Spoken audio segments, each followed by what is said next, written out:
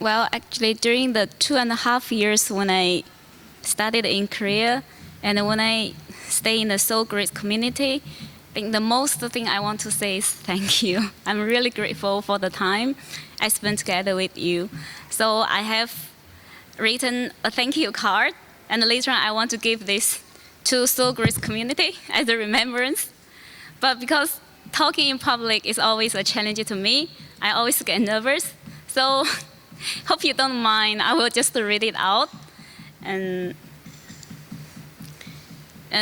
yeah, this is a bittersweet moment for me. It's a time to start a new journey, but it's also a time to say goodbye. And time really flies. I haven't even had time to say hi to everyone, but now it's time to say goodbye. It's really a hard thing for me, actually. And at this very last moment, I first want to say thank you to Pastor Eric. I still remember at the very beginning how he encouraged me when I first came to Korea.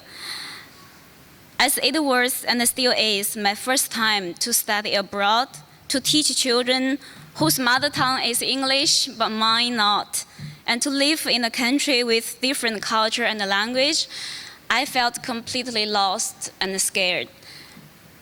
And then at that time, it was Pastor Eric who went to my school, encouraged me, and said to me, "Trust me, Rebekah, you will make it."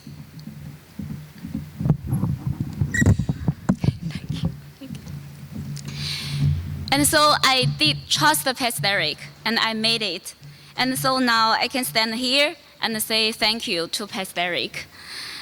And during those 2.5 years, he has always encouraged me, helped me, supported me, and prayed for me, for my study, for my ministry, and for my life in Korea. So I really want to say thank you, Pastor Eric, from the bottom of my heart. And I also want to say thank you, want to express my gratitude to all the teachers and helpers in our children's service. Thank you for your love, your efforts, and your devotion to our Seoul Great community kids. Without your help and support, I could never have persevered on until now. And especially during the vacation time, if it was not because of your sustaining help and support, I could have never set my mind at rest when I was in China. So thank you for your hard work of love. I appreciate very much all that you have done. I would also like to express my appreciation to all of our Seoul Great community kids. To you. And thank you for your love, acceptance, patience, and cooperation in the time we spent together.